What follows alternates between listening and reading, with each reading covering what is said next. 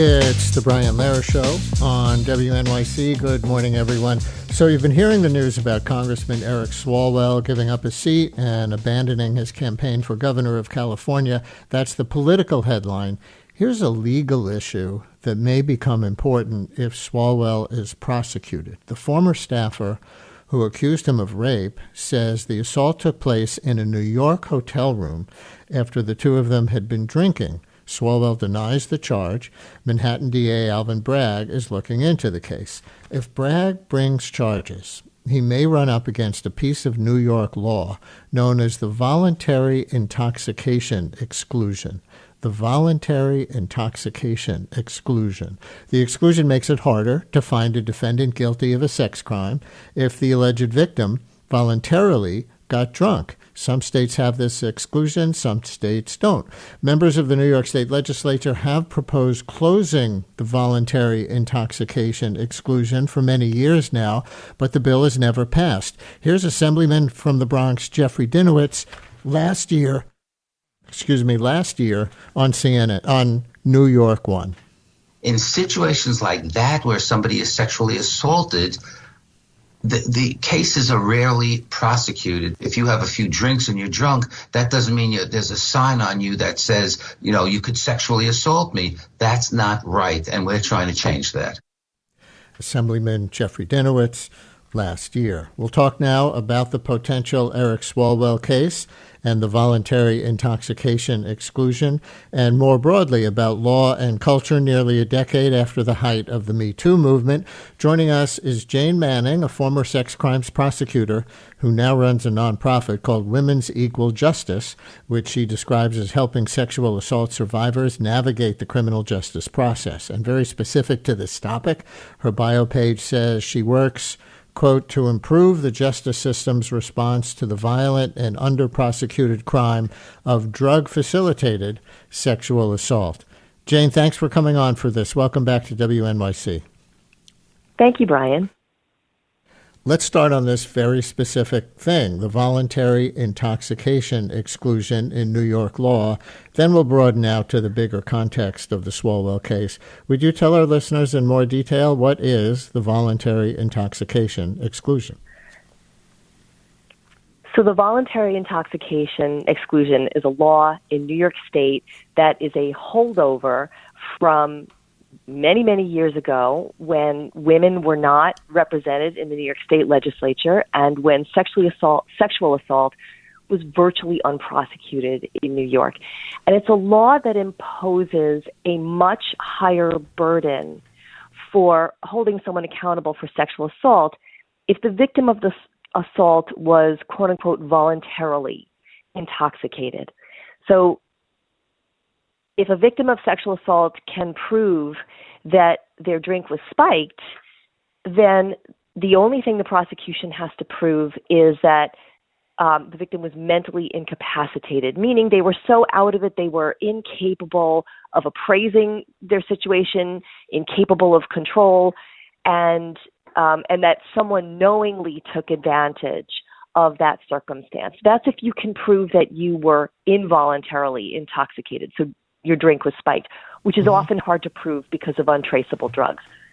On the other hand, if the victim of a sexual assault is voluntarily intoxicated and a person intentionally, knowingly took advantage of their state of being intoxicated, New York State law requires the prosecution to meet a much higher bar, which is virtually impossible to meet. And the standard for a voluntarily intoxicated victim is that they have to have been physically helpless during the sexual assault.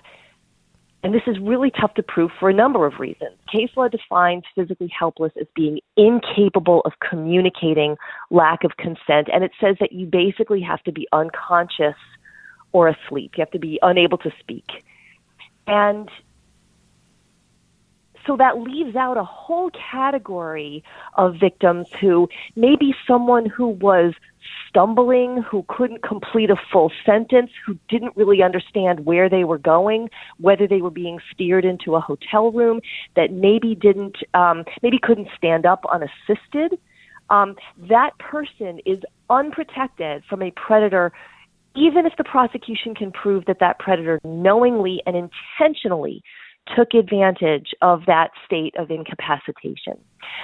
Moreover, it's almost impossible, even if a victim was unconscious at the time of a sex act, how in the world does a victim prove that she was unconscious when she doesn't remember what happened and the perpetrator obviously chose an isolated place to commit the assault? And so even when prosecutors have very good evidence that a victim was stumbling, was incoherent, was disoriented, that is not enough under New York state law to hold someone accountable for sexual assault.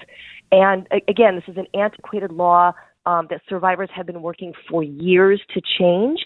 And we hope that we're as close as we've ever been to changing this law in New York state this year. And we'll talk about the political context in the legislature and why it hasn't passed, despite coming close in recent years. But as this pertains to the Eric Swalwell accusations, I'm going to read part of the CNN report on this from 4 days ago that helped break this story. Listeners, you'll hear how it's relevant. According to CNN, the former staffer says the congressman raped her when she was heavily intoxicated and left her bruised and bleeding, an allegation Swalwell strongly denies. She said it was the second time Swalwell had non-consensual sexual contact with her while she was drunk. In 2019, when she was still working for him, she said she woke up naked with him in a hotel room after a night of heavy drinking. She said she had no memory of what happened, but could feel physically that they had had sexual contact.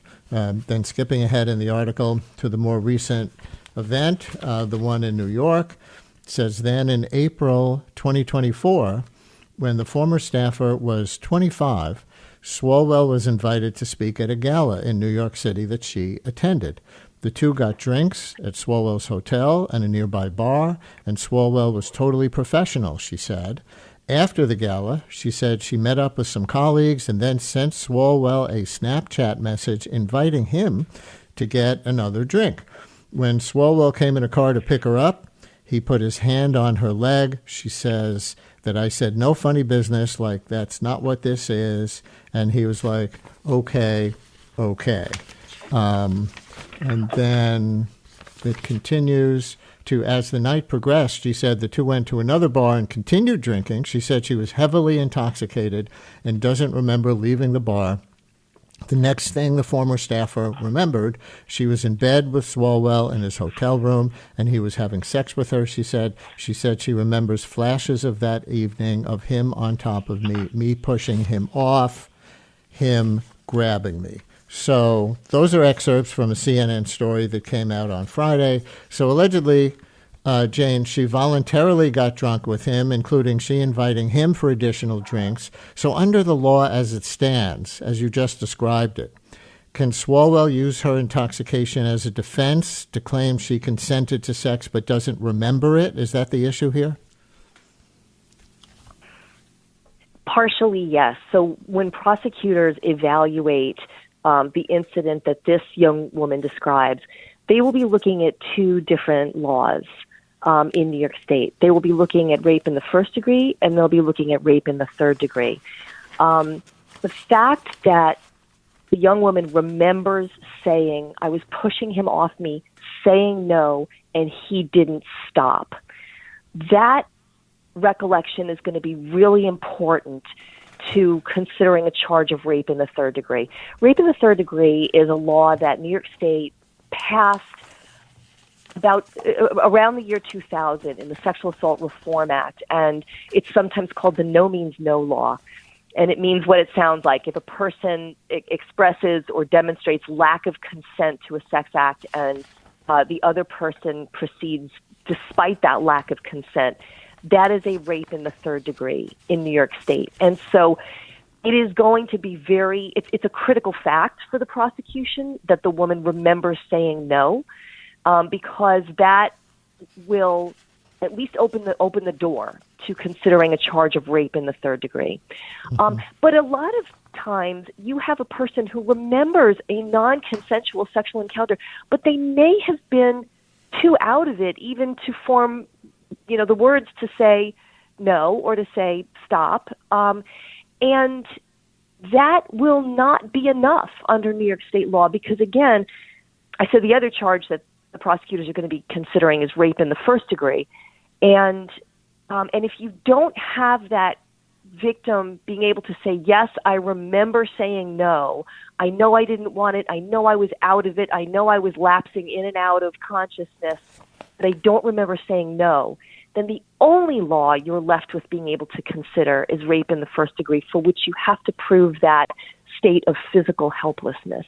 And it is very hard to see, given what we know about this young woman's account so far, it is very hard to see how the prosecution will meet that burden. And again, if we didn't have that critical fact of her saying no, which many victims aren't able to remember because they can't recall enough of the encounter to know if they said no, rape in the third degree would be out of the running. So we may be able to see a path to a prosecution for this young woman, but there would be many cases in which a survivor under very similar or worse circumstances would not be eligible for any protection under New York State criminal law.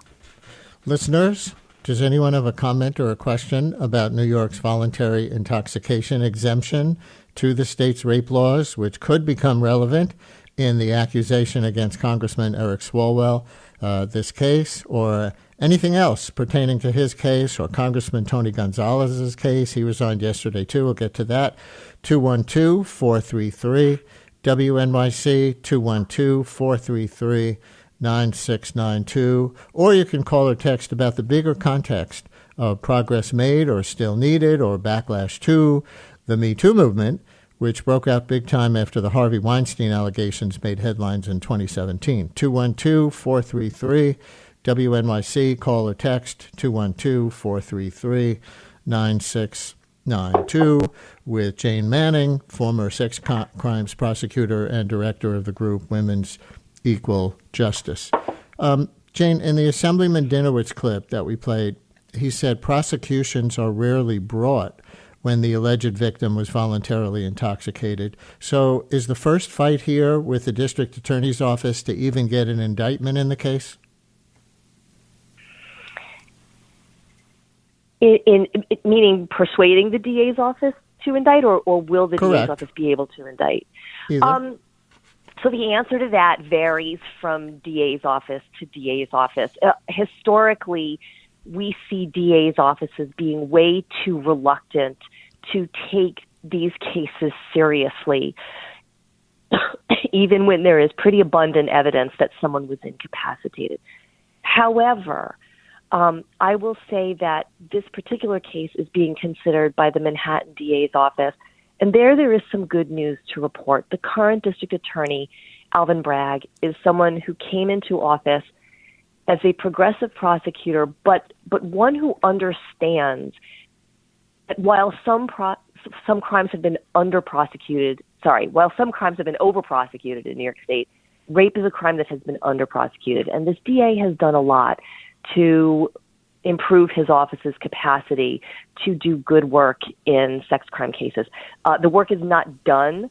The Manhattan DA's office is a big ship to turn around, but what we see is ongoing progress in that office, partly due to the very hard work of survivors to raise awareness about the ways that DA's offices have failed victims in the past, including a survivor who has been on your show, Brian, Marissa Hochstetter, who was really instrumental, I think, in helping Alvin Bragg, who was not a career sex crime prosecutor, really develop a lot of knowledge and insight about the ways the system needs to improve. And I see him working hard to do that. So I think this victim will come into an office where victims are not being re-traumatized, mistreated the way victims were maybe 10 years ago. And that is a good news story. And your role in raising awareness about these issues is a piece of that story, and the hard work of survivors is the biggest piece of that story. Yeah, Manhattan DA Bragg is very public, we should say, in wanting the voluntary intoxication exclusion abolished. He co-authored, as you know, an op-ed in City and State in 2024. I'll just read a couple of lines from that. He wrote, "Drugging someone to rape them is clearly wrong. So is taking advantage of someone who became intoxicated voluntarily. In either case, the person is incapable of meaningful consent, and our laws should clearly recognize sex under either circumstance as rape." So he's very out on advocating that change of in the law. Here's some of the pushback, Jane, that opponents of changing the law might articulate or ask. The New York One story cited defense attorneys as opposing the change, saying it's overbroad because if someone got drunk, had consensual sex, but then regretted it later, the partner could be convicted of rape. Is that the standard the new law would apply, in your opinion, as a former prosecutor? And is that a standard you would want to see? So the legislation has been carefully crafted and, in fact, was redrafted to reflect that concern. Because what the bill sponsored by Assemblyman Dinowitz and Senator Natalia Fernandez now requires is that the prosecution not only prove that the victim was in that state of incapacitation where they were unable to appraise, incapable of control over what was going on. Not only does the prosecution have to prove that, but they also have to prove that the perpetrator, that a person in the defendant's situation knew or should have known of the victim's state. And so what that means is prosecutors will have to look at the defendant's situation. So was the defendant also intoxicated? And they will have to look at, were there objective indicators that were obvious to a person in the defendant's situation that the victim was at this level of incapacitation. And that is an additional burden for prosecutors, but it is one that is crafted to address that concern of two people who get drunk, have sex, and regret it the next day. That's really not what we are looking to criminalize. That is a real thing that can happen. It's pretty clear that that's not what was going on. I mean, based on media accounts, that is not what these stories around Eric Swalwell are describing. They are describing something much more methodical, much more knowing, much more purposeful. And again, I'm sure there's more that will emerge around those cases, so I don't want to draw a legal conclusion about Eric Swalwell specifically. But the bill is crafted. The bill is crafted to target predatory conduct by someone who knows that the victim is incapable of consent. And again, he denies having done anything that was non-consensual. So we'll, of course, see where this goes. It was enough for him to drop out of the California gubernatorial race and to resign his seat in Congress. We'll get to the political aspects later. But let's take a phone call from Francesca in the Bronx, who I think, and I'm kind of sorry to say, has a troubling anecdote along these lines. Francesca, you're on WNYC. Thank you for calling in. Hi, good morning. I'm in a social dance community here in New York City. So there's a lot of us. We've all known each other a long time. And there's an instructor. Everybody was out one evening dancing, and an instructor. There was a woman I know. She had been drinking, not like a lot of people had been out drinking a bit. And this instructor was supposed to. He offered to take her home. He was supposed to ferry her home safely, and they knew each other. And instead, he drugged her and he raped her in her home, and he and she sort of had hazy memories. She figured out what happened. She texted him. He even said something in the text. He acknowledged what he did to the police because he didn't even see a real problem with what he had done. And still, this guy is out walking around, teaching classes, access to. I've heard about other things that have happened since then. We try to protect the women in our community, but with this law, we need this law in place because this poor woman, she can't participate safely. She's terrified. She's been terrified to go out, and it's unfair. And in any other state, he would be in jail. He would just be in jail. or any other state without this kind of loophole. He would be in jail, and this woman can get no recourse. And, we try to protect other women from this guy, but it's a big city, and we can't spread the word to everybody. That's not really how it works, so. Jane, you're listening to Francesca. What are you thinking? Francesca, thank you so much for calling in, and thank you for your support for this survivor. So a couple of things. We try to protect her, yes. But it's difficult. Yes. So the first thing I'll just say is, Francesca, I can be contacted over LinkedIn, and if you reach out to me or if this survivor reaches out to me, this is the kind of situation that my organization tries to help survivors navigate. So I would be happy to be in touch offline, or even if you can stay online with Brian's team. I'd be happy to be in touch and see if there is anything that can be done to help this survivor. You rightly raise the issue of New York State's law, which will unquestionably make it harder to prosecute your friend's case. And even in a case where there's good reason to believe that a person has been drugged, it is sometimes hard to prove that they were involuntarily drugged, because the drug may have dissipated before they get to a hospital, because the perpetrator may have used a synthetic drug that the lab doesn't even have a test for. And so we see cases of predatory drink spiking followed by a sexual assault, in which New York's law on involuntary incapacitation can't even be used. And so we have to fall back on the voluntary incapacitation law, which excludes most victims. It is a trap for victims, and it's a trap even for well-intentioned prosecutors.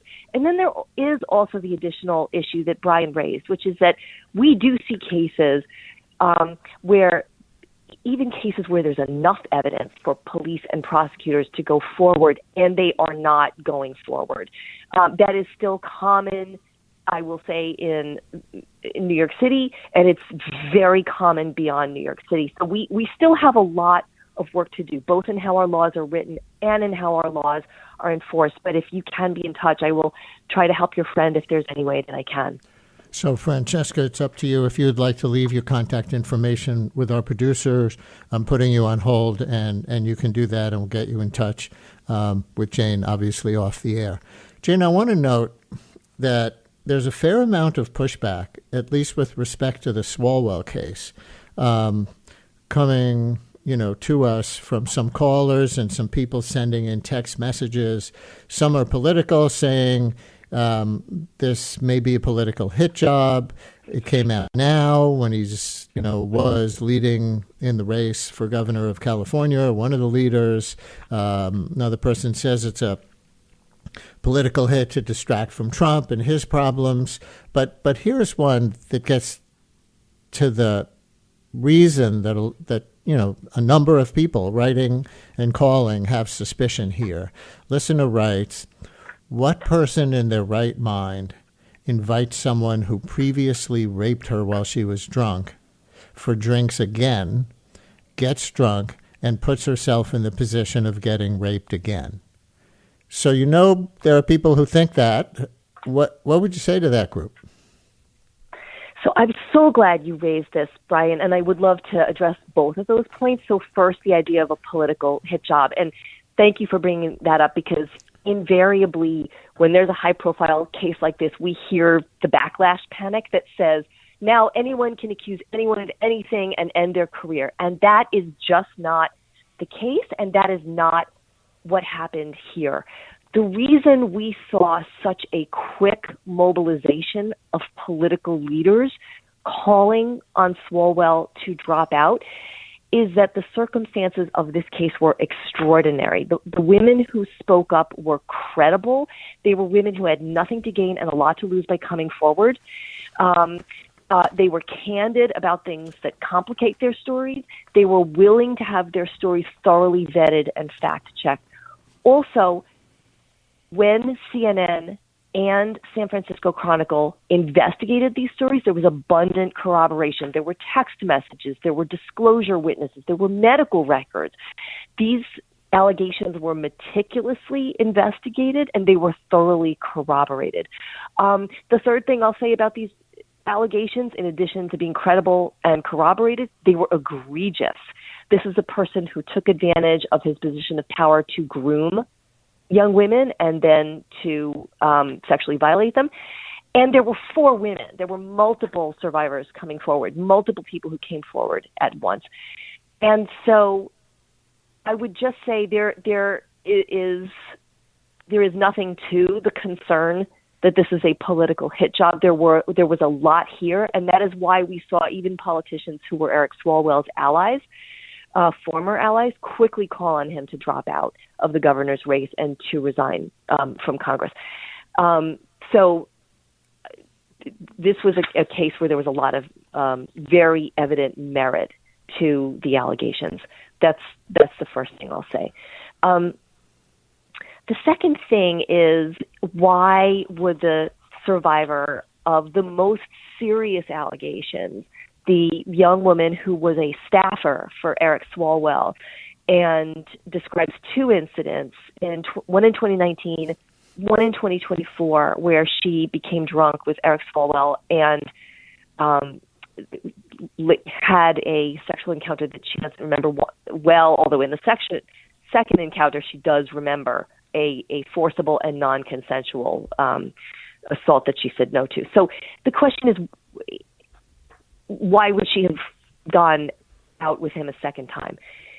And to understand the answer to that, we really have to look at Eric Swalwell's own purposeful conduct.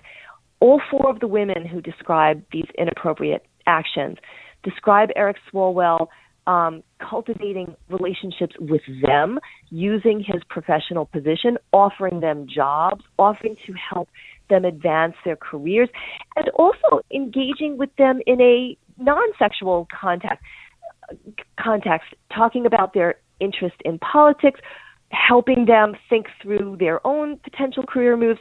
The staffer whose allegations we're talking about worked for Eric Swalwell first on his campaign and then on his staff. He gave her positions of real professional responsibility. And so this was a young woman who would have had a lot of contact with Eric Swalwell in a non-sexual, non-exploitative, professional context that he created. And it would have been very easy for her to look back on the 2019 incident and say to herself, I guess that one was on me. I don't really remember what happened. Maybe I just got too drunk, and maybe that was my fault. And it was only after, in terms of why would she have gone out drinking with him again, drinking culture is part of political culture. It is part of DC culture. It is what people do after work when they are cultivating the kinds of relationships that are crucial to building a career. And if she had kind of internalized and blamed herself for the first incident, it is not hard to understand why she would have gone out for a social and professional conversation over drinks with her former boss, who was still offering her professional opportunities. Even as recently as last November, he reached out to her to offer her a job with his gubernatorial campaign, which she declined, this being after the second incident that she described. And so, but why did she go out for that second incident? It's a normal thing to go out with work colleagues, with a former boss, with someone who can potentially advance your career.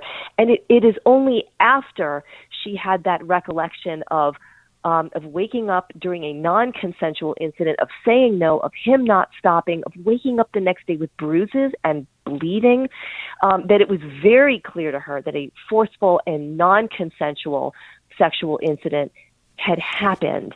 And that is when she realized that she had been preyed upon, and it was after that that she turned down the offer of a really valuable potential job offer that Eric Swalwell extended to her. And so I think if you follow the timeline of what the first incident was, what the second incident was, and how much of a professional relationship there was in between, it becomes a lot easier to understand this young woman's conduct, especially if we keep some scrutiny on Eric Swalwell's conduct where it belongs. I want to take one more call on New York's voluntary intoxication exclusion in the rape laws, and then we'll go on to the bigger picture of where you think stand politically, legally, culturally, almost a decade after the height of the Me Too movement, writ large. And it's Nora in Sleepy Hollow. You're on WNYC. Hello, Nora. Hello. Yeah, my call, I told you, Screener, I did not know about this law, and I'm fairly well informed. And I was dumbfounded. I mean, my first thought was, what if the woman is, okay, I got it. It's voluntary intoxication, so it wouldn't apply to someone who had an epileptic seizure or something like that. But it's still just so outrageous that the person being in a sense prosecuted is the victim. How much did she do to contribute, et cetera, et cetera? And I wonder about the history of law. I also asked, was anyone trying to overturn it? I wonder where it came from. Yes. But I've since heard you say that Bragg is very adamantly trying to overturn it, which is encouraging. But also, as I listen, especially to the pushback, I just think we don't really recognize the degree to which gender affects us. Misogyny and sexism affects us at every level. It's as systemic as racism is in this country. And I don't know if there's time for a little anecdote, but I just thought of an interaction I just had with someone, and I'm a devout feminist and a pretty aware person. And I found myself in a situation where after this man had left, he was a town official. I said, why didn't I ask that question? And he was giving me this glib answer for why he hadn't checked something out that he had told me he would check out. And it wasn't that I said, I shouldn't or I won't. It just wasn't in my arsenal at that moment to say, but you said you would, and it couldn't hurt to just check it. I think the conditioning that we are the problem for raising an issue, women, is just runs deeper than anybody really recognizes. Nora, let me leave it there and get a response. So you heard her big picture thought toward the end of that call. At the beginning of the call, she was asking, where did this voluntary intoxication exclusion come from? How old is it? And are people working to repeal it, which we know they are? And so I want to know from you, since this bill has been introduced in the legislature multiple times but never passed, why do you think it never passes? But enter anywhere you want, Jane, from Nora's call. So this exclusion has always been a part of the New York State Penal Code. And again, it dates back to a time when there were few or no women in the New York State legislature, and when New York had a whole raft of very antiquated and victim-blaming laws on rape, making rape virtually impossible to prosecute. And so the voluntary intoxication exclusion is a holdover. Other laws have been reformed. This one has not. And so it's the subject of a lot of hard work right now. In terms of why it hasn't been reformed until this date, I will just say this bill has already been passed in the New York State Senate more than once. And in the New York State Assembly, it has 92 co-sponsors out of 150 legislators. That means people who put their names on the bill as co-sponsors, so not just a majority, but a supermajority of the New York State Assembly wants this bill passed.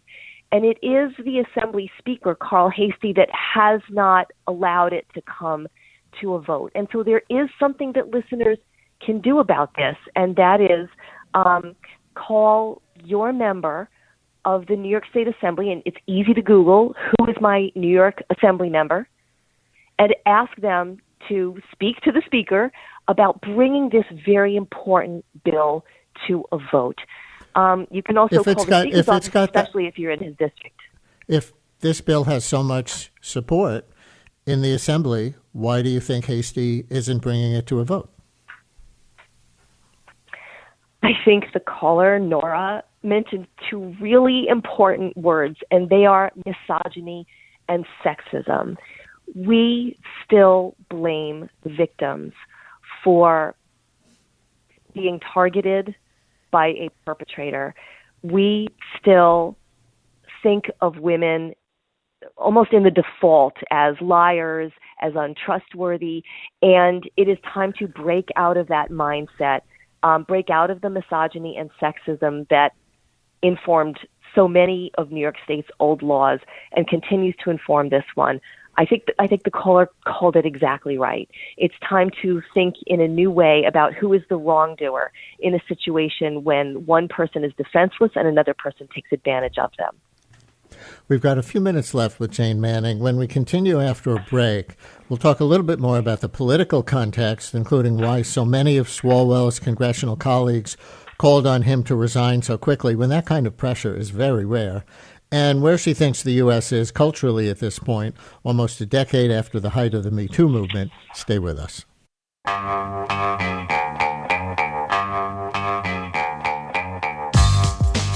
I've certainly made mistakes in judgment in my past, but those mistakes are between me and my wife. And to her, I apologize deeply for putting her in this position.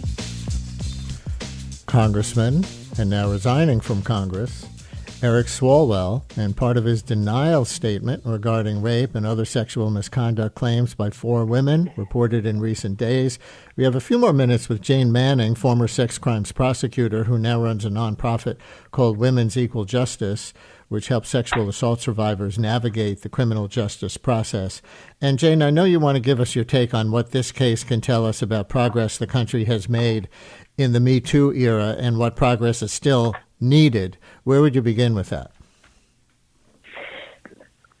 So the events of the past few days really do show a lot of progress that we have made. The fact that these young women came forward is progress. It's pretty clear that when they first told friends and family members that they trusted, it's pretty clear that they received support and weren't blamed and disbelieved. The fact that when the allegations were made, it was taken seriously and the consequences were immediate. There's a letter from 50 staffers of Eric Swalwell's congressional staff and campaign that came forward to support the survivors and, yes, the political leaders who spoke out and called for him to step down. These things are encouraging. They are signs of progress. And I'll also just say the very, very thorough investigation that these journalists did really served these women well and protected them against the kind of, I think, blaming and retaliation that I think would otherwise have been very widespread. So this is all really, really encouraging. There's, on the other hand, there's a lot of progress that is still needed. The fact that this is still happening, most of the allegations in this case happened post Me Too. The fact that I guess it's 9 years now after the Me Too movement, Eric Swalwell still feels free to help himself to young women barely out of college who are just no match for the grooming and manipulation of a 38, 39, 40-year-old member of Congress. And another thing that we see in Eric Swalwell's conduct is that when the allegations surfaced, his first instinct was to intimidate and retaliate. So Thursday, the day before the allegations came out, he had his attorney sent at least some of these women a threatening letter, threatening legal action against them. And so I think it is the fact that there were 4 women that made it harder to silence them because they all came forward together.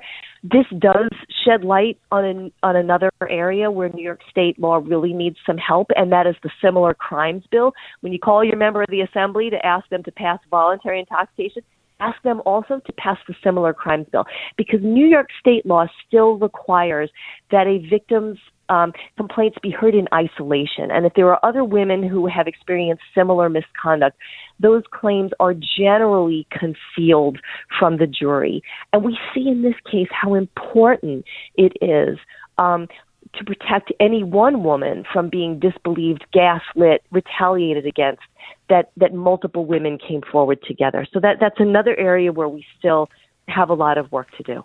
Even a jury finding of sexual abuse doesn't always necessarily disqualify a politician. in the courtroom of public opinion, right? We know that Donald Trump was found liable for sexual abuse of E. Jean Carroll before the election last year, but he won the election anyway. Do you think that was an aberration because of the specific context of him and that race or something, or a sign of a broader backlash to Me Too?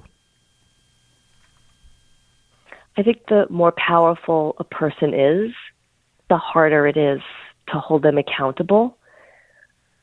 I do think that the quick political reaction against Eric Swalwell shows an understanding that unacceptable conduct for a member of government or a public official is a broader range of conduct than the strictly criminal. In other words, we don't know yet whether Eric Swalwell will be criminally charged, but it is very clear that there is a widely shared understanding among the Democratic members of Congress who called on him to step down and drop out. There is a widespread understanding that hitting on a 20-year-old who has just joined your staff while you're also their boss and promoting them and dictating their professional responsibilities and future career opportunities is wrong. In fact, there's a House ethics rule that says that it's wrong. And I think the events of the past few days show that there is an understanding that whether or not your conduct is criminal, this kind of conduct is unacceptable for a public official, and there should be accountability for it.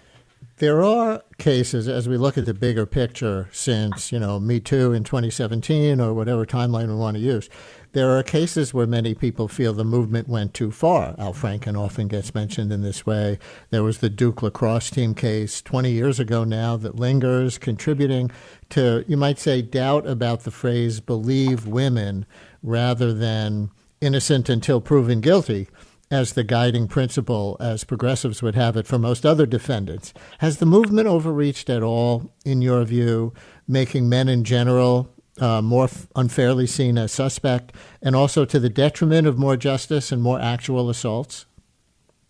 No, I don't think the movement has overreached. I think survivors still have an uphill battle being believed. But I do think it is important for feminists to lead the way in having a conversation about how we verify complaints about sexual assault, because false allegations of sexual assault are rare, but they do happen. And as feminists, we can't be afraid to talk about that. I think that the journalists with CNN and the San Francisco Chronicle who investigated these allegations before making them public led the way in showing how important investigation and verification are. Not assuming that someone's guilty, but also not discounting allegations reflexively. Doing an investigation, following the facts, and judging by those yardsticks that I kind of talked about before: credibility, motive to lie, candidness, corroboration, and the fact that there are multiple victims is sometimes you don't have multiple victims, and that doesn't mean one victim is lying, but that's really relevant as well. And so we use all of these factors. No one individual test can tell you if an allegation is true or false. But these are the things that we should be thinking about when we assess the veracity of an allegation of sexual assault. That happened here. It's credit to the journalists and the public officials who went through that kind of rigorous and fair scrutiny of the allegations. And I think it's leading to the right result in this case. Here's a text from a listener pertinent to the accuser of rape, in this case against Eric Swalwell. Because of her age, she was 20 at the time of the first alleged incident, 25 at the time of the second. And the listener writes, "It's important to remember that women in their 20s are constantly navigating the fine line between nuisance and danger with men." Yes. Sadly, nuisance can turn to danger very quickly, and then you have to deal with guilt and denial, writes that listener. Before you go, Jane, do you have a comment on the other congressman who resigned yesterday, Republican Tony Gonzalez of Texas? He admitted to having an affair with a former staffer who later died by suicide, and he's accused of sending sexually explicit messages to a former campaign worker. There's no rape or sexual assault charge there. Is his behavior, as reported, resignation worthy, in your opinion? And then we're out of time. I think it is resignation worthy. There are clear House rules against having sexual relationships with your staffers for all the reasons that we've talked about in this call. And so we're continuing the work of building a world where it is not acceptable to exploit those over whom you have power. Jane Manning, former sex crimes prosecutor who now runs the nonprofit Women's Equal Justice. Thank you very much for coming on with us today. Thank you so much, Brian. And thank you to the callers and the listeners. Good conversation. Thank you, Brian. Brian Lehrer on WNYC. More in a minute.